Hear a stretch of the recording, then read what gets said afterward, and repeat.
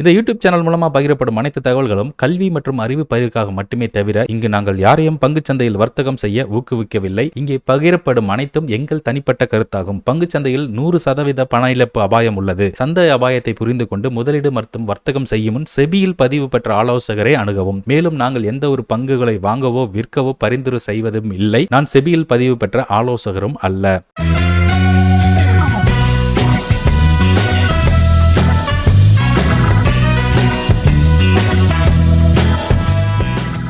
Hello friends, எல்லாருக்கும் வணக்கம். நான் உங்கள் விஜயன் பேசுகிறேன். இன்றைக்கி ஒரு புதுவிதமான ஸ்ட்ராட்டஜி பற்றி தான் நம்ம லேர்ன் பண்ண போகிறோம். சரி, வாங்க ஸ்ட்ரைட்டாக வீடியோக்குள்ளே போகலாம். ஓகே, ஃபஸ்ட்டு நம்ம ஒரு சார்ட்டை ஓப்பன் பண்ணிப்போம். எய்தர் நீங்கள் எனி சார்ட், நீங்கள் Nifty, bank Nifty, stocks or forex, எந்த சார்ட்டில் வேணால் இதை நீங்கள் அப்ளை பண்ணி பாருங்கள். ஸோ கண்டிப்பாக இது ஒரு ஸ்கேல்பிங் ஸ்ட்ராட்டஜி, அதாவது ஒரு 1:1.52 ரிஸ்க் ரிவார்ட் ரேஷியோவில் தான் நீங்கள் ட்ரேட் பண்ணணும். முக்கியமாக மணி மேனேஜ்மெண்ட்டை ஃபாலோ பண்ணணும். அண்ட் இது ஒரு நாலேஜ் ஷேரிங் வீடியோ தான். எனி ட்ரேடிங் ரெக்கமெண்டேஷனுக்காகவோ இதன் மூலம் நீங்கள் நிறைய ப்ராஃபிட் எடுப்பீங்களோ அப்படின்ற எந்த ஒரு சஜஷனும் நான் கொடுக்கல. ஜஸ்ட்டு ஒரு லேர்னிங் வீடியோ தான். ஸோ ஃபஸ்ட்டு நம்ம தேவைப்படுற 2 இண்டிகேட்டர் என்னென்ன அப்படின்னு பார்த்தீங்கன்னா, first pivot points. So pivot point standard add பண்ணுங்கள். போட்டு சர்ச் பண்ணிங்கன்னா இந்த மாதிரி வரும். அதை கிளிக் பண்ணுங்கள். கிளிக் பண்ணதுக்கப்புறம் லெஃப்ட் சைடில் போனீங்க அப்படின்னா செட்டிங்ஸ்னு ஒரு டேப் இருக்கும். இந்த இடத்துல ட்ரெடிஷ்னல் அப்படின்ற ஆப்ஷன் இருக்கும். அதுக்கு பதில், அதாவது இன்புட்டில் ட்ரெடிஷ்னல்னு ஆப்ஷன் இருக்கும். அதை கேமராலான்னு மாற்றுங்க. அண்ட் லைன் வித்து 3 கொடுத்துருங்க. S1 அன்செக் பண்ணிவிடுங்க. இந்த எஸ்ஸில் இருக்கக்கூடிய எல்லாத்தையுமே க்ரீனாக மாற்றிடுங்க.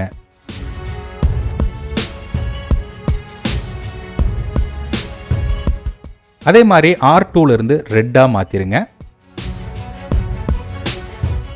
அண்ட் பிவோட்டை ஒயிட் கலரில் மாற்றிக்கிங்க. பேஸ்டான உங்கள் சார்ட் கலருக்கு ஏற்ற மாதிரி நீங்கள் மாற்றிக்கிங்க.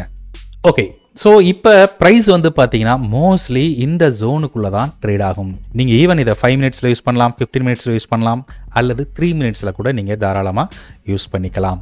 அண்ட் இன்னொரு இண்டிகேட்டர் என்ன யூஸ் பண்ண போகிறோம் அப்படின்னா, ஓப்பன் க்ளோஸ் அப்படின்னு நீங்கள் சர்ச் பண்ணிங்க அப்படின்னா நமக்கு இதில் வந்து பார்த்தீங்கன்னா இந்த இடத்துல 1136 பேர் யுவர் மேட்டி அப்படின்னு ஒரு ஆப்ஷன் இருக்கும். ஓப்பன் க்ளோஸ் ஸ்ட்ராட்டஜி ரிவிஷன் 6.1 ரிவைஸ்டுன்னு இருக்கும். ஸோ அதை கிளிக் பண்ணுங்கள். ஸோ இதை கிளிக் பண்ணிங்கன்னா உங்களுக்கு ட்ரெண்ட் என்ன அப்படின்றத ஈஸியாக ஐடென்டிஃபை பண்ண முடியும். ஃபார் எக்ஸாம்பிள், நம்ம இதில் ட்ரேட் எடுக்கக்கூடிய இடம் எய்தர் ரெசிஸ்டன்ட் ஆர் சப்போர்ட் அப்படின்ற ஜோனாக தான் இருக்கணும். ஸோ ரெசிஸ்டன்ட் பிகம் சப்போர்ட் ஆகும், சப்போர்ட் பிகம் ரெசிஸ்டன்ட் ஆகும். இந்த ஸ்ட்ராட்டஜியில் வேலை செய்யும். அதாவது R1 R5 இருக்குது அப்படின்னா இதுக்கு மேலே ப்ரைஸ் போய் க்ளோஸ் ஆகுது அப்படின்னா ப்ரைஸ் வந்து இந்த இடம் சப்போர்ட்டாக ஆக்ட் ஆகும். பட் R5 அப்படின்றது ரொம்ப மூவ்மெண்ட் கொடுத்த ஏரியாவாக இருக்கிறதுனால அது ரெசிஸ்டண்ட்டாக தான் மோஸ்ட்லி ஆக்ட் ஆகும். ரைட், இப்போது நம்ம கான்செப்டுக்கு வருவோம். ஸோ இதில் நம்ம யூஸ் பண்ணக்கூடிய மெத்தட் என்ன அப்படின்னா, ப்ரைஸ் நமக்கு எய்தர் சப்போர்ட் ஜோனுக்குள்ளே வர வேண்டும். அதாவது இப்போ நம்ம பார்த்துட்டு இருக்கிற இந்த சார்ட்டில் இந்த பிவோட் பாயிண்ட்லேருந்து S3 வரைக்கும் நமக்கு நல்ல ஒரு சப்போர்ட் இருக்கிறது தெளிவாக தெரியுது. ஓகே, அப்போ ப்ரைஸ் இங்கிருந்து சப்போர்ட் எடுத்து மேலே போயிருக்கு அப்படின்னா நமக்கு இந்த இடம் ஒரு சப்போர்ட் ஆகிட்டு இருக்கு. ஃபஸ்ட்டு 10 to 15 மினிட்ஸை நீங்கள் விட்டுருங்க. 9:30க்கு அப்புறம் நீங்கள் ட்ரேட் எக்ஸிக்யூட் பண்ணால் போதும். ப்ரைஸ் நமக்கு இதுக்கு மேலே இந்த க்ரீன் கலர் இருக்குது பார்த்தீங்கன்னா, இந்த ஓப்பன் க்ளோஸ், இதுக்கு மேலே ப்ரைஸ் வந்ததுக்கப்புறம் நம்மளோட லாங் பொசிஷனை எக்ஸிக்யூட் பண்ணலாம். Keep stop loss below this candle. And target அப்படின்றது 1:1.5 நம்ம டார்கெட் வச்சுக்கணும், minimum target. Okay, once price move ஆனதுக்கப்புறம் உங்களோட இந்த கேண்டில் மூவ் ஆனதுக்கப்புறம் அடுத்து இந்த ஹை பிரேக் ஆகிற வரைக்கும் உங்கள் ஸ்டாப் லாஸ் இங்கே தான் இருக்கும். எப்போ இதோட ஹை பிரேக் அவுட் ஆகுதோ, ஃபார் எக்ஸாம்பிள் இந்த கேண்டில், உங்களோட ஸ்டாப் லாஸை எந்த க்ரீன் லெவல் இருக்குது பார்த்தீங்களா, இதுக்கு கீழே மூவ் பண்ணிவிடுங்க. ஸோ இப்போ நம்ம ரிஸ்க் ரிவார்ட் 1:5 வரைக்கும் வந்துருச்சு. ஸோ ஆல்மோஸ்ட் நம்ம டார்கெட்டை புக் பண்ணலாம். இப்போது ப்ரைஸ் ரெசிஸ்டன்ட் கிட்ட இருக்குது. ஆக்சுவலாக நம்ம ட்ரேட் எக்ஸிக்யூட் பண்ணோம் அப்படின்னா நம்மளோட டார்கெட் அப்படின்றது இந்த R2 R3க்குள்ளே தான் இருக்கும். இதுக்கு மேலே மறுபடியும் ப்ரைஸ் போனால் தான் நம்ம ஃபர்தராக எக்ஸிக்யூட் பண்ணணும்.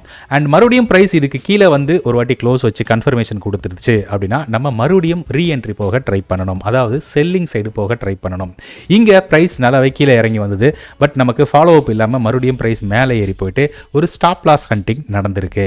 அதாவது நம்ம ஒரு செல் பொசிஷன் இந்த இடத்துல ஷார்ட் பொசிஷன் எக்ஸிக்யூட் பண்ணியிருந்தா இந்த கேண்டோட ஹை தான் நமக்கு ஸ்டாப் லாஸாக இருந்திருக்கும். அண்ட் டார்கெட் அப்படின்றது 1:1.5 இந்த இடத்துல இருந்திருக்கும்.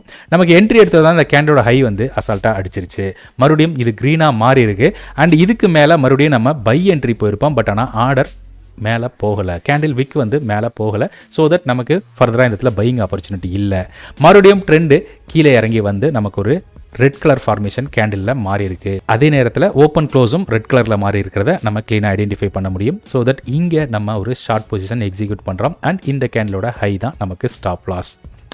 அண்ட் 1:1.5 நம்மளோட ரிஸ்க் ரிவார்ட். அண்ட் ப்ரைஸ் மேலே ஏறி போயிருக்கான். மறுபடியும் நம்ம என்ட்ரிக்கு கீழே ப்ரைஸ் போனதுக்கப்புறம் நம்மளோட ஸ்டாப் லாஸ் இந்த ஸ்விங் ஹைக்கு மேலே மாறிடும். அண்ட் ஃபர்தராக இறங்கி போகும்போது நீங்கள் ட்ரெயிலிங் ஸ்டாப் லாஸ் போட்டுகிட்டே வரலாம். ஒருவேளை மார்க்கெட் ரிவர்ஸில் ஆச்சுனாலும் நம்ம ரிஸ்க்கை வந்து ப்ரொடெக்ட் பண்ணி வெளியே வரலாம். பட் அதுக்கு முன்னாடி நமக்கு பெரிய டார்கெட்டே கிடச்சிருக்கு. அதாவது 1:12 வரைக்குமே கிடச்சிருக்கு.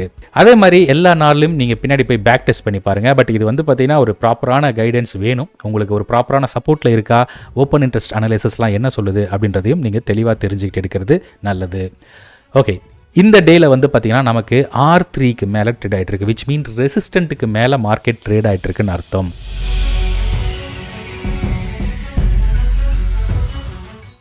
ஓகே, ரெசிஸ்டன்ட் பிகம் சப்போர்ட்டாக மாறி இருக்குது அப்படின்றது நமக்கு தெரியுது. அதாவது ப்ரைஸ் இங்கிருந்து நல்ல ஒரு மூவ்மெண்ட் கொடுத்துருக்காங்க.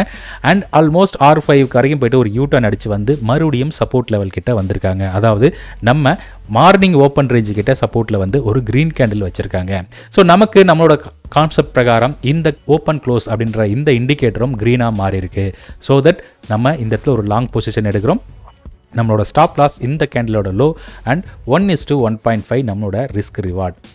ஸோ ப்ரைஸ் ஸ்லோவாக மேலே ஏறி வந்துக்கிட்டே இருக்காங்க. அண்ட் கரெக்டாக இந்த இடத்துல வந்து டார்கெட் ஹிட் ஆயிருக்கு.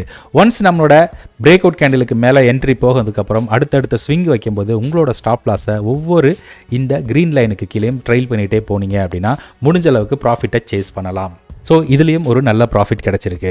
அண்ட் செகண்ட் திங், R5லேருந்து கேண்டில் ரெசிஸ்டன்ட் இருக்குது. பட் ஆனால் நமக்கு இந்த இடத்துல இருக்கக்கூடிய இந்த ஓப்பன் க்ளோஸ் இண்டிகேட்டர் நமக்கு இன்னும் க்ரீனாக தான் இருக்குது. ஸோ நமக்கு அந்த இடத்துல என்ட்ரி இல்லை. ஏன்னா ரெசிஸ்டன்ட் கிட்ட ஓப்பன் க்ளோஸ் இண்டிகேட்டர் வந்து நமக்கு இந்த இடத்துல க்ரீனாக ரெட்டாக மாறி இருந்தது அப்படின்னா நம்ம என்ட்ரி போயிருக்கலாம். பட் மிட் பாயிண்டில் வந்து ரெட்டாக மாறும்போது இந்த இடத்துல நோ ட்ரேட். அதே மாதிரி மறுபடியும் ப்ரைஸ் மேலே போகுது, க்ரீனாக மாறி இருக்குது. இந்த இடத்துலையும் மிட் பாயிண்ட், அதாவது R4 R5 அப்படின்ற ஒரு ஜோனுக்குள்ளே மிட் பாயிண்டில் ட்ரேட் ஆகும்போது இங்கேயும் நமக்கு பையிங் ஆப்பர்ச்சுனிட்டி இல்லை. அதே மாதிரி தான் இங்கேயும் செல்லிங் ஆப்பர்ச்சுனிட்டி கிடையாது, இங்கேயும் பையிங் ஆப்பர்ச்சுனிட்டி கிடையாது. ஸோ நான் முன்னாடியே சொன்ன மாதிரி நீங்கள் ட்ரேட் பண்ணக்கூடிய இடம் ஒரு சப்போர்ட் லெவல், ஒரு ரெசிஸ்டன்ஸ் லெவல், அந்த மாதிரி இடத்துல மட்டும் தான் நீங்கள் ட்ரேடிங்கை எக்ஸிக்யூட் பண்ணணும். அண்ட் மறுபடியும் ப்ரீவியஸ் டேஸ்லாம் இதே மாதிரி போய் நீங்கள் அனலைஸ் பண்ணி பாருங்கள். இந்த ஸ்ட்ராட்டஜி உண்மையாகவே பர்ஃபெக்டாக ஒர்க் அவுட் ஆகிருக்கும். அஃப்கோர்ஸ் சைட்வேஸ் மார்க்கெட்டில் கண்டிப்பாக ஒர்க் அவுட் ஆகிருக்காது. நாட் ஓன்லி திஸ் ஸ்ட்ராட்டஜி, எந்த ஸ்ட்ராட்டஜியுமே சைட்வேஸில் ஒர்க் அவுட் ஆகிருக்காது.